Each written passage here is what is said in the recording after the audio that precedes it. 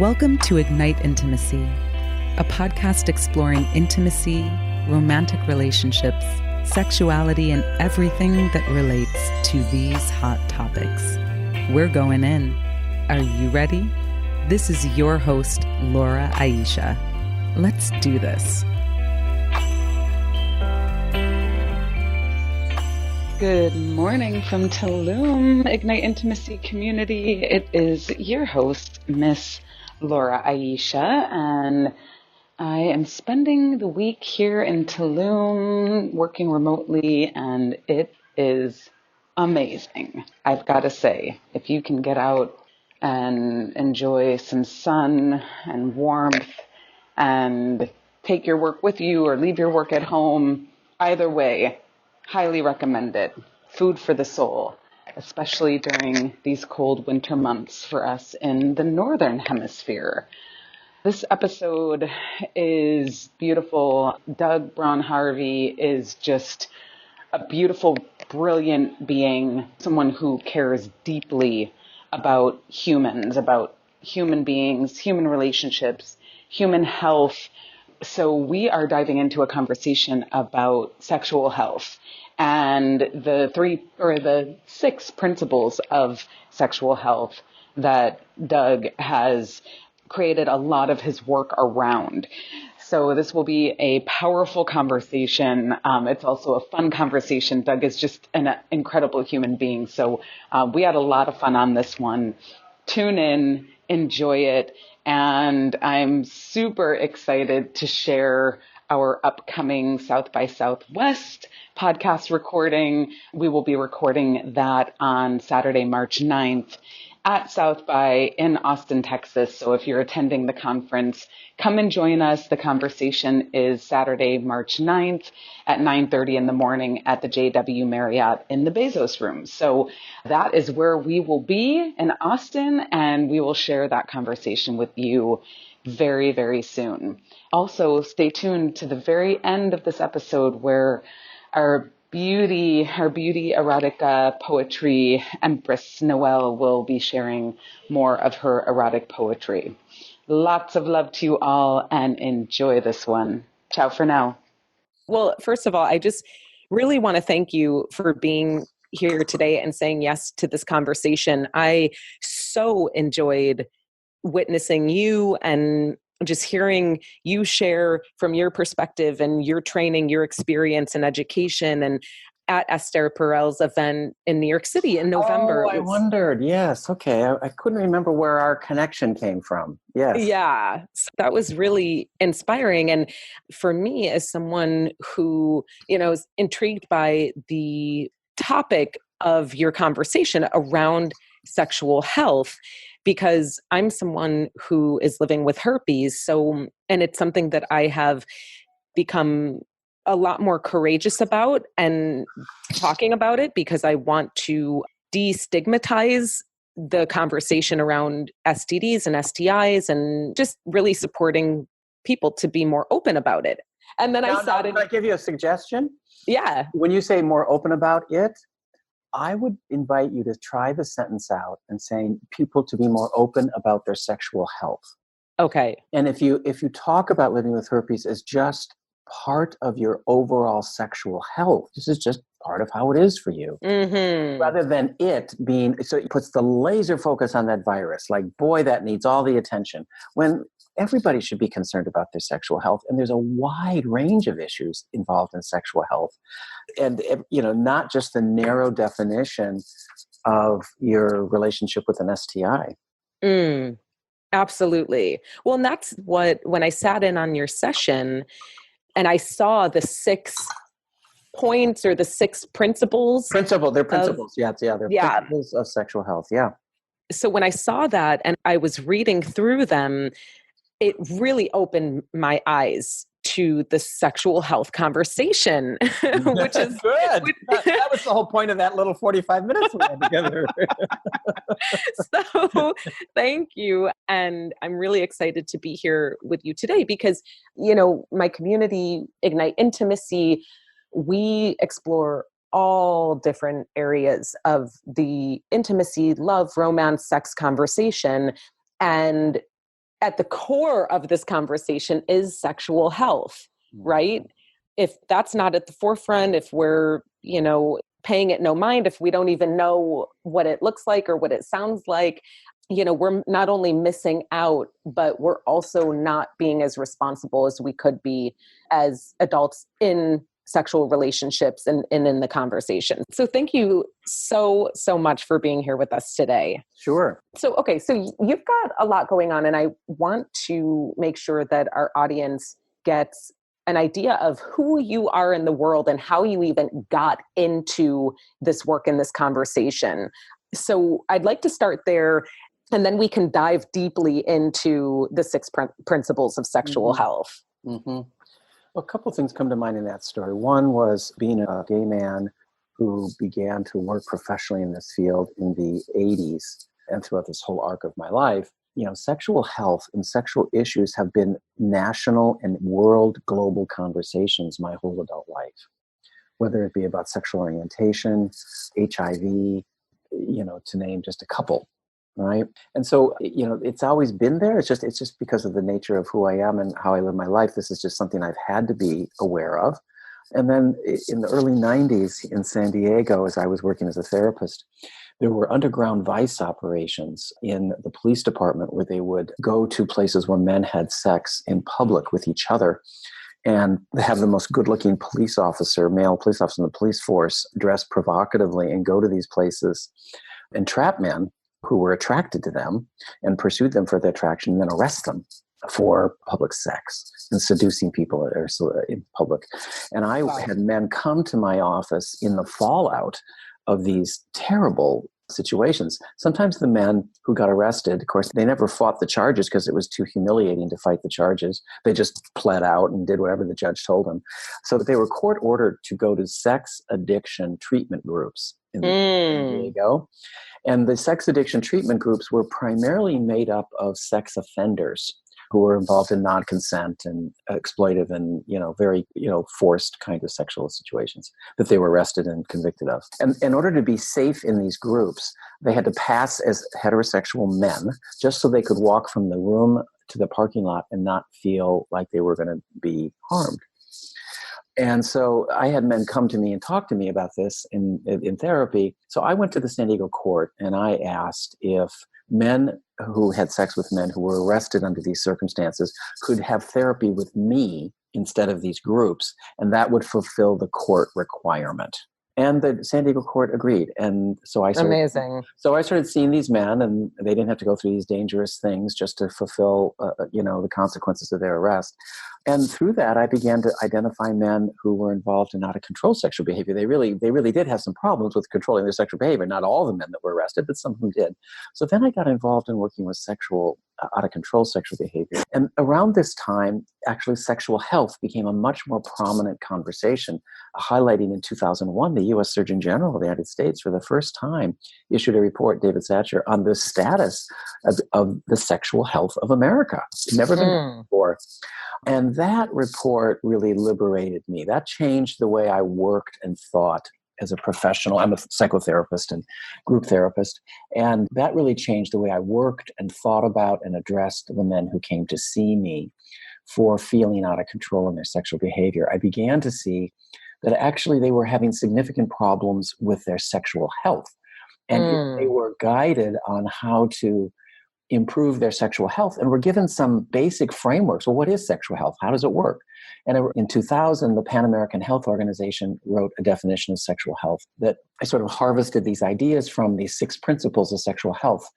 And I've been advocating for these 6 principles of health ever since in therapy, in sex education, in policy, and in taking these principles of sexual health to a wide range of public mental health, public policy organizations, social service organizations throughout the country.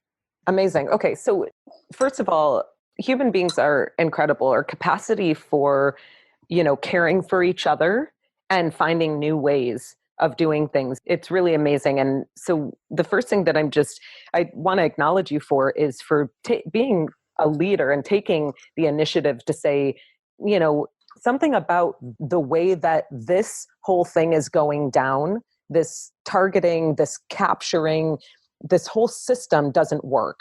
So let me step in and actually do something about it. So that to me is just highlights who you are as a human being. So I want to thank you for, modeling that and creating something new in a system that was, extremely dysfunctional.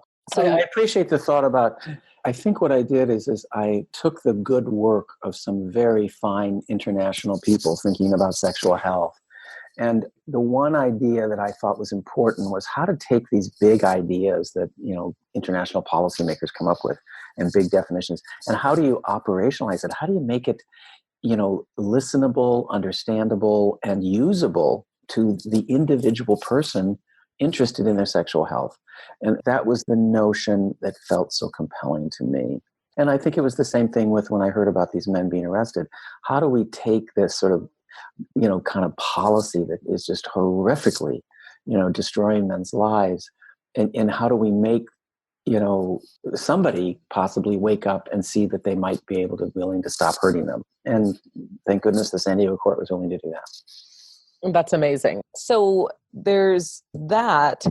And then there's this, this focus on the work that you've done, out of control sexual behavior. Yes. And I'm curious about that term because I actually don't know what that means. Right? So share with us, educate us. The word I'm going to say, you will know, and that's sex addiction. That's the common language. That's the popular, term. That's the phrase everybody uses to try to describe this human behavior where, some people feel their sexual behavior is so out of control. Historically, the most common way to call it was, I have a sex addiction.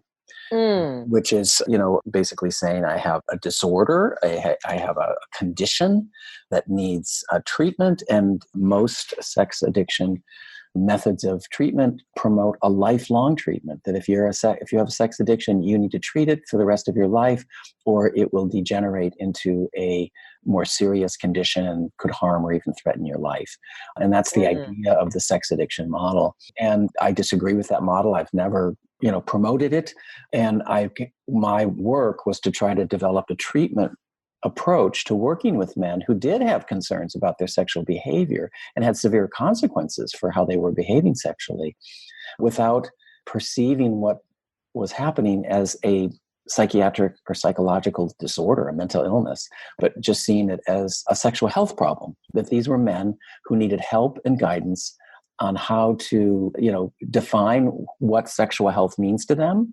If they were leading a life of sexual health, what would that look like?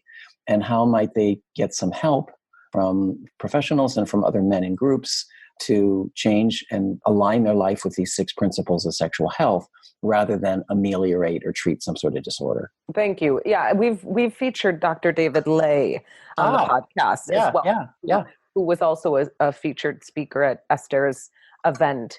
And he talks a lot about this as well, debunking sex addiction.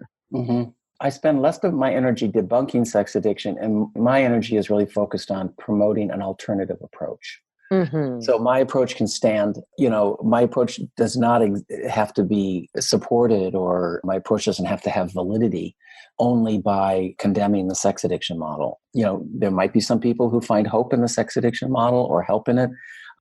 I'm more interested in the fact that I've seen a lot of people who want something other than that model, and there wasn't something for them. Great.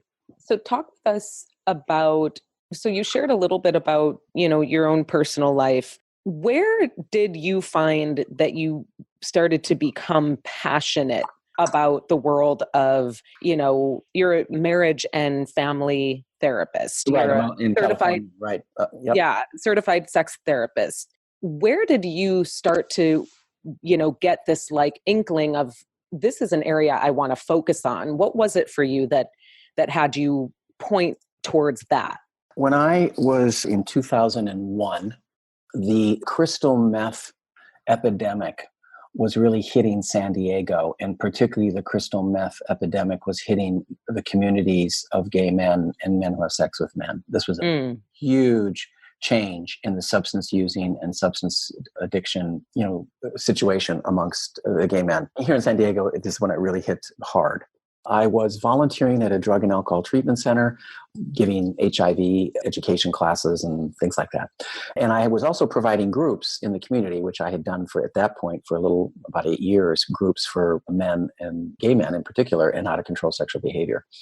And the director of the drug and alcohol treatment center came to me and asked for my help. Because what was I don't know if you're aware of this, but the standard of care in drug and alcohol treatment in the country, when somebody's in a residential drug and alcohol treatment program and their sexual behavior becomes problematic. They break rules. Let's say they have sex somewhere on the premises, or they are involved in some sort of romantic feelings for another person in the program. Any of these sorts of things happen. A typical treatment response is to terminate and kick the person out of treatment. And this is still pretty much a standard of care in the United States. But in 2001, the Stepping Stone was a drug and alcohol treatment center that they asked for my help. This was a county-funded drug and alcohol treatment program. People came from homelessness. People came from very dire circumstances and difficult situations directly into this treatment center. And 75% of them were gay men or lesbian. And they did the same thing everybody else in the country did. When sexual behavior was a problem, they kicked people out. Well, crystal meth is very much associated with sexual behavior. Most gay men who are using crystal meth, almost exclusively gay men who are using crystal meth, are always combining it with their sexual activity. I mean, that is the reason for the crystal meth use, is to have various benefits to their sex life. And soon it becomes a very addictive and out of control and very dangerous and difficult situation. But initially, it's to have these great sex experiences. So the sex-drug link between crystal meth and gay men is very strong. So this drug and alcohol treatment center was kicking people out for their sexual conduct while they stopped using crystal, but their crystal use, when they stopped, it was sort of like a sexual crisis. My God, now what? And they didn't know how to deal with this. They would just kick people out who behaved sexually in some way that broke a rule. And the executive director found out that 4 people in the year before she asked me for help, who they had kicked out for their sexual behavior, not their drug use. They were trying to get sober, but their sexual behavior broke a rule. They kicked them out, and they died of overdoses. And the executive director literally said to me, "Doug, I'm sick of people dying. We need your help." And so I agreed to help them on one condition. And that is that I would only meet, and I would volunteer, but I would only meet with the leaders, the people who make all the decisions. I wasn't going to talk to, frontline staff. I wasn't going to provide a service to the residents. I wanted the decision makers to decide how they were going to function differently as an organization. If I was going to spend my time, that's how I was going to do it. And we did.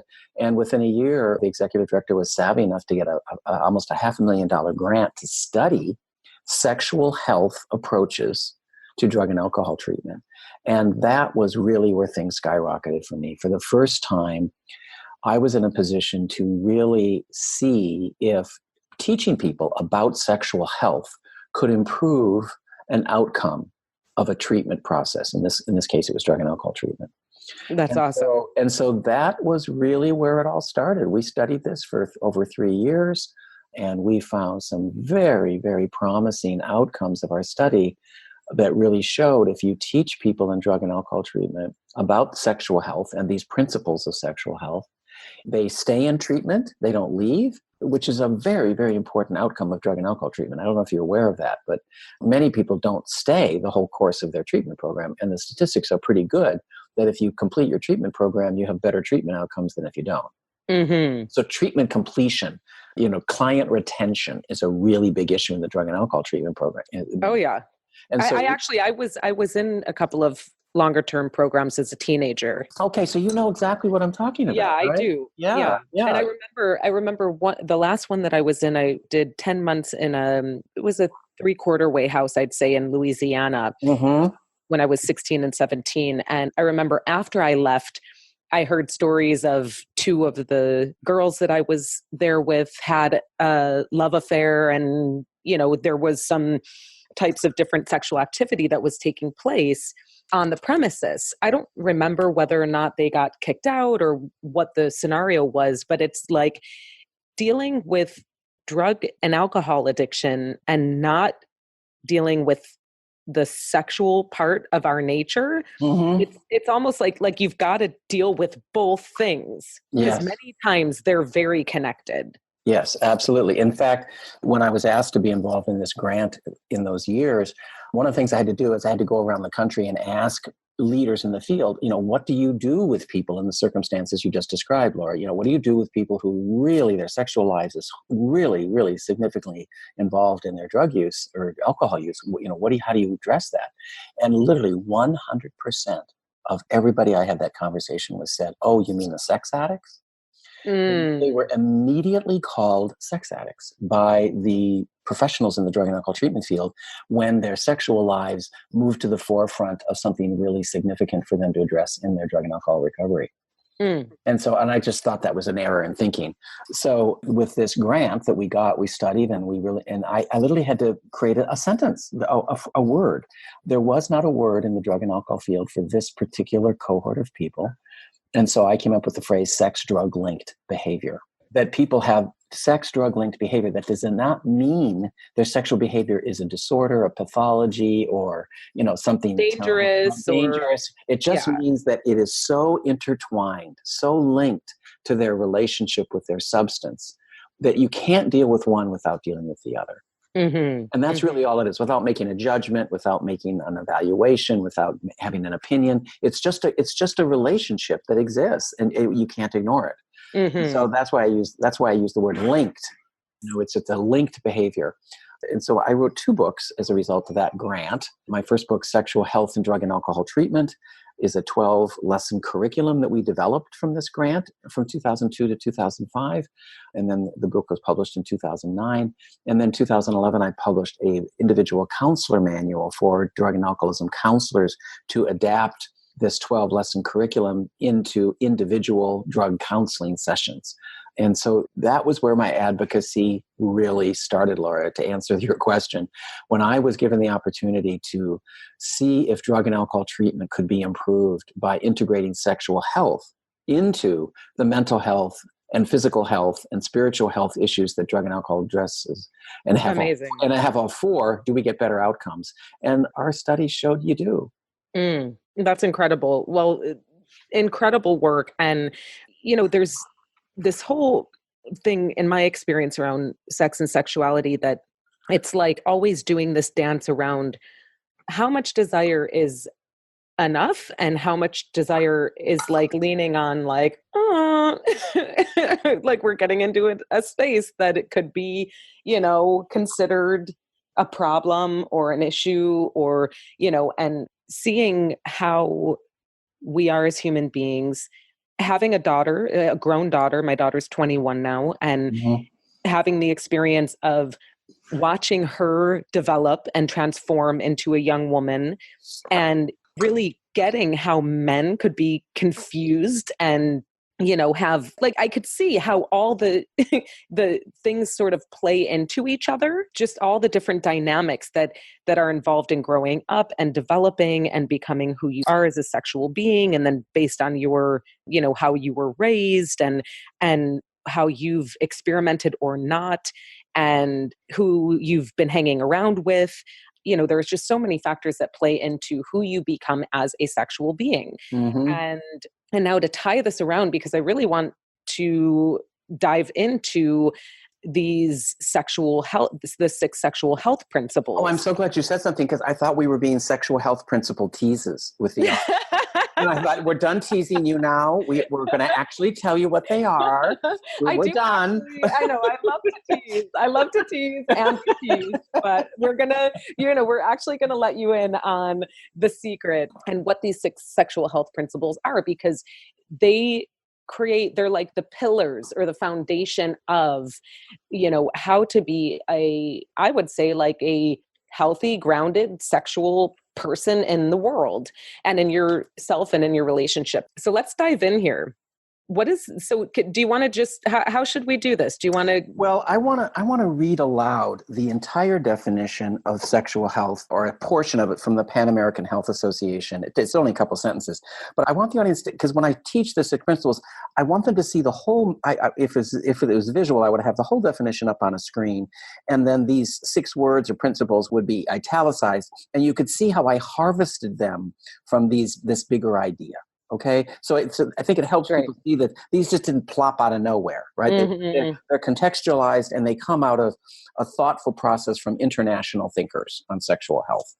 So this is from the year 2000, and this was at the proceedings of the Pan American Health Organization, the World Health Organization, in a collaboration with the World Association of Sexual Health. They were all in the same room, and they came up with this wording that responsible sexual behavior is expressed at individual, interpersonal, and community levels. It is characterized by autonomy, mutuality, honesty, respectfulness, consent, protection, pursuit of pleasure, and wellness. The person exhibiting responsible sexual behavior does not intend to cause harm and refrains from exploitation, harassment, manipulation, and discrimination. So out of those few sentences, I harvested 6 ideas. And these are really the fundamental principles of sexual health. What I mean by that is these 6 things, as you listen to them, these 6 ideas are really foundational. You have to understand where your life kind of stands. Your individual life, where do I stand with these 6 ideas around sexuality, and then build my vision of sexual health from there. Because within these 6 principles, and I'll tell them in a second, are 5 issues that are related to safety regarding sexuality. Sexual activity is about safety. If you're going to have the pleasure and joy of sex, that you have to have certain parameters in order to keep it safe. But at the same time, if all we do is focus on safety and not the pleasure, we're missing out. I mean, sex is about pleasure. Sex is about the whole experience of the human body and connecting with others. And there's so many pleasurable and more enormously important aspects of sexuality that are, positive and wonderful. So sexual health is really this idea of balancing safety with pleasure. That they both have to be honored, and they have to be balanced well. So as you listen to these 6 principles, hear the safety and the pleasure balance. So first of all, sexual health means sex is always consensual, consent. That sex is non-exploitive, that we don't exploit people in order to engage in our sexual relations and activities with ourselves or others. And that sexual health involves protection from HIV, sexually transmitted infections, and unintended pregnancy. And another way of thinking about it is do I know my relationship with HIV, STIs, and unintended, or on how to, make a choice about whether to become pregnant or not. Well, and does knowing mean, am I getting tested? Do I know what my options are? Well, we'll get into those details in a minute, but I think that the idea is everybody has a relationship with HIV. You can't live in the world now without either I have HIV, I don't have HIV, or I don't know. And the same thing with all the STIs. Your relationship with herpes, right? So that's an important issue in your world. I know my relationship with herpes, right? So knowing that information is the sexual health issue. I know that relationship, and therefore I can make informed choices and protect myself and others from all sorts of things by just knowing this relationship. And it's a responsibility. If I'm going to be sexually active, I should know my relationship with the kinds of, viruses and bacteria that can be transmitted during sexual interactions. That's right. And then the 4th sexual health principle is honesty. In order for there to be sexual health, there has to be some values, some parameters a person makes around, here's my expectations of the level of honesty I expect of myself in my sexual relations. Am I meeting those standards of honesty? This is usually a very big issue for many people. They're really not meeting their levels of honesty in their sexual relationships, and it's a source of distress and shame and lots of conflict for people. Shared values, sexual activity, even with oneself or with others. There are values involved. There's, standards of conduct. How do I feel about myself? Is this within my morals? Is it within my ethics? Is this within my sense of what it means to be a good person, a caring person, an empathic person? Whatever your standards and values are as a human being, do I bring those values of who I am as a human being into my sexual lives as much as I do my work life, my family life, my social life, my religious life, whatever, how consistent are my values in my sexual health with the values I carry and hold dear in other areas of my life. And the last area is mutual pleasure or pleasure. Sexual health by definition involves pleasure. Sexuality is a pleasurable and is supposed to be a pleasurable activity. So am I having pleasure? Is the pleasure of others that I'm with important? How do I, negotiate my pleasure? That this is all part of sexual health. And so those are the 6. Amazing. Well, and so it really covers, it's the communication part, it's knowing yourself, it's knowing how and when to say yes or no, and how to ask. That whole consent piece, this non-exploitation, this was an eye-opener for me because it had me thinking about, well, where have I been? Also the consent piece as well. Like, where have I not been top on my game around, asking or saying yes or no, or I need more information, So well, what you just did, Laura, in that brief discussion where you started with exploitation, then it kind of moved into consent. This is a boundary. This is a kind of a distinction between 2 principles that I think people get very merged and kind of fused, as if consent and non-exploitation are sort of, the same thing, and they are not. I think it's really important with consent that the idea of consent be reserved, let's say, for the area of the most egregious forms of non-consent. And that's, this is really what the Me Too movement is about, is when does exploitation, when somebody's trying to exploit somebody, use power, use a position of power or influence or coercion to gain access to somebody for sexual activity. That's a power differential. That's exploitation.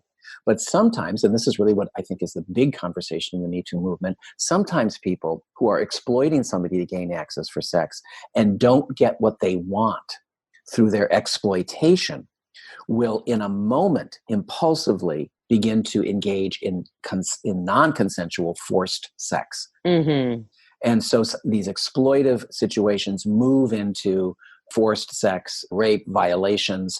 And I think it's really important we make a distinction between exploitive behavior, which is very human conduct. Everybody's an exploiter. I mean, we all exploit to some degree. Exploitation is not a pathology. Exploitation is a human behavior. But non-consensual sexual activity is a human behavior, but it is a far more egregious violation of a human being to violate the integrity of their body forcibly. That is non-consent. So we really need to reserve non-consent for that form of human activity, underage sex, all those sorts of things. But sometimes people, and I see this in the mental health field a lot, think of non-consent as somebody who is being deceptive in their sexual relationships, not being honest, and maybe being exploitive, making somebody believe that, I'm keeping our monogamy agreement, but they're really not. That's exploitation, but that's not non-consent unless that partner they're having sex with, they have forced violational sex with them. That's non-consent. And I think it's important to reserve non-consent for that definition, because estimates are a third of women in the course of their lifetime will experience a non-consensual sexual event, and a quarter of men will. So we have a huge percentage of our population who don't even understand how to meet this sexual health principle. So let's reserve non-consent for that violation instead of murkily kind of making it also part of, the overall spectrum of just egregious behavior that people don't like. Yeah, absolutely. Well, and thank you for saying that. To me, consent, it's what I've been waking up to is that it goes all the way from just I'll give you a real life example. I was in a leadership program last year, and there was this one really lovely young man who I had become friends with, but I noticed that every time I came up to him or I stood next to him, he would put his arm around me, or he would hug me, but he'd hug me a little too long or a little too tight, And so I finally said to him, I said, okay, I want to share something with you. I'm learning a lot about consent. And I noticed that whenever I stand next to you or I see you, there's always like, there's a hug that sometimes feels like it's a little too long. And, sometimes we're standing next to each other and you put your arm around my waist. And I would like for you to ask if it's okay to do that. And it was uncomfortable for me to say that. I noticed I was uncomfortable. He was uncomfortable. And I said, I'm like, this is not a diss or anything like that. I just noticed that in the world of consent, it's always good to ask. And so even something that seems as innocent, and I'm sure that it is innocent with him, but it's something that in the past, over and over and over again, I've just sort of brushed it off. So what was different for you? Why didn't you brush this one off? Because I noticed that, well, first of all, I made a commitment to myself to speak when there's something to say. And I have in my life, it's kind of like when you get that, you're sitting in an audience, like, let's just say we're sitting in Esther's event and she's asking people to raise their hand if they have a comment or a question. And you've got something that is so just right there about to just come out of your mouth, but you won't raise your hand because you're like embarrassed or you're afraid to speak in front of people or whatever that is. And so I've noticed in my life, there are many times, and I'm fairly bold, I'd say pretty bold. I usually am the one to raise my hand and speak. And there are many times when I don't and when I haven't. So I've just made a commitment to myself that I won't do that anymore. I will. Okay. So the reason I asked you to answer the question is this is, I think, how it works. You had a vision of yourself. There was something you were headed towards. There was a person you wanted to develop and become more like. This was your values. This is kind of who you were as a person. This is kind of how you wanted to be. This is what the sexual health principles, I think, provide for people. Oh, I always want to be consensual. Oh, I never want to exploit. Oh, I want to be more honest. Oh, I really want to be clearer about my values and the values of the people I'm having sex with. What are their values? I want to make sure I know my relationship with HIV. I want to know my relationship with STIs. I want to have planned pregnancies. If I'm going to be pregnant and I'm going to be part of a pregnancy, this is regardless of your sex, I want this to be planned and wanted. And I want to have pleasure, and I want the people I'm being sexual with to have pleasure. Now, you had this commitment to say something you wanted to say. I think these 6 principles provide people the same kind of direction, the same kind of determination, the same kind of clarity of who they want to be. And until people learn these principles, many times people are lost with how to organize that kind of thinking. So how do you teach these principles, or how do people get access to this work? Well, by doing podcasts with these really terrific people who are interested in having people hear this. I talk about the sexual health principles. My company, the Harvey Institute, that I co-founded with my husband, Al Harvey, that is the mission of our company, to integrate principles of sexual health in healthcare delivery systems to improve healthcare outcomes. So that is all we do. We just go anywhere people will have us and educate about what their mission is, what they want to do. How can they do it better? Because they integrate the sexual health of the clients they serve. That's amazing. Thank you so much for creating this. And is this something that you created with your life and business partner, or is this something that was created? We created it together. We created it together. Another way this developed was my husband is very much a leader in the field, in the child sexual abuse treatment field, and has been instrumental in making some important changes in how they deliver services, particularly to the queer community who are being, seen for therapy as a result of childhood sexual abuse in treatment centers all over the country. And because of that work, he was invited by the Los Angeles County Department of Child and Family Services, the foster care system, to help them develop a sex education course for their social workers who work with foster youth. And they brought their curriculum to him, and we had a different idea for them. We said, rather than teach adults what adolescents do sexually and how they develop, why don't we teach adults how to have a sexual health conversation with you and be listenable adults, and that might have youth get better resources and get to the places they need to improve their sexual health. So it was really about teaching adults sexual health conversations rather than teaching them sexual education information. Amazing. And the Los Angeles County Department of Child Welfare really liked this idea. And eventually we developed a curriculum, and the Harvey Institute did, and our curriculum actually became a required training for every employee of the Los Angeles County Department of Child Welfare. So that's 4,400 employees. We're now required to all learn in a half day, 40 people at a time, how to have a sexual health conversation with the youth in their care. Wow. And then a couple of people who really were significant in developing this curriculum, the Teen Pregnancy Subcommittee for the Los Angeles County, went to Sacramento, talked about what they were developing with us in collaboration, found a senator in the state Senate to sponsor a bill, which is a sexual health bill for foster youth, with several elements in the bill requiring that they make sure foster youth get the sex education they need, but also requiring that every person who works with foster youth in the state of California, judges, probation officers, social workers, foster parents, everybody in the foster care system needs to learn how to have sexual health conversations with youth. This is over 100,000 people in the state of California, and Governor Brown signed the bill last year. So now it's state law in the state of California. Incredible. That everybody in foster care has to learn how to have a sexual health conversation. So there are large systems who are willing to change the way they function to make sure sexual health is part of the expectation of the professionals who work in their organization.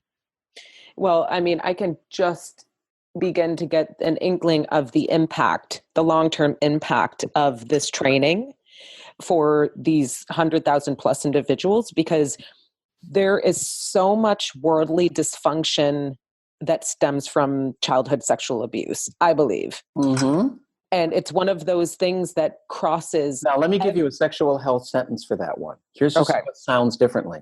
There is so much non-consent and exploitive sexual activity that children in this country must endure. Yes. And the number one place for non-consensual, exploitive sex for children under the age of 18 in the United States, the number one location where all of this happens is in their home. That's sobering.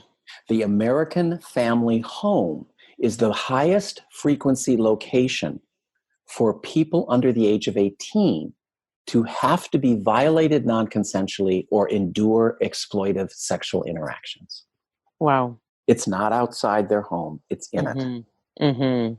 And it has nothing to do with class. Oh no, this is not a class issue. Culture. No.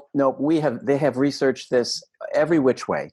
This is not an economic class issue. This is not a race or cultural issue. This is not a religious issue. This crosses all demographics, not just in the United States, but all over the world. Mm-hmm. And so it's in the home. Mm-hmm. Yep. Now, do we want to talk about that? Think about that. That the most significantly harmful place for children's sexual health development is in their home. How do we talk about that? How do we get people interested in that? Yeah, that's a big one. What have you found? Well, first of all, one of the things, and my husband Al's been really a forerunner in this, is having the child sexual abuse treatment field who responds to, these circumstances when they're brought to the attention of through arrest or some sort of report, have the people who are responding to these youth be interested in the children's sexual health. As Al says, the child sexual abuse treatment field is very good at repairing the bone. It's a broken bone. We put a cast on it. We get that bone good and healed. And as soon as the bone's good and healed, we send them on their way. And we don't teach them how to have a healthy limb post being broken. Mm-hmm. So, what does sexual health look like for a 12-year-old who is in child sexual abuse treatment and has been, raped since they were 9 by their stepfather? And what does their future sexual health looks like as they develop as an adolescent, move into early adulthood? How do they, rather than just focus on, I was violated and I need to never be violated again? That's not really a great goal. What if the goal was, I need to know I deserve consent in all my sexual relationships, that I need to know what exploitation looks like. I need to know what an honest sexual interaction looks like. I need to know what my values are for me to engage in a sexual activity. And I sure as heck want to know what's going on with STIs and with contraception. And I deserve pleasure in my sexual interactions because you know what? Those early life experiences were nothing at all about my pleasure. Wow. Yeah. This is powerful stuff. And it's powerful for all of us. And this training, this sexual health conversation training, and just coming full circle to the beginning of our conversation as we wrap up here, that this development of learning how to have a sexual health conversation is one of the core pieces that allows people to stay in and complete their therapy in these longer term programs. Yes, right. Volumes, right? So, yes. And not only do they stay in complete treatment, but you know what? They want to come back.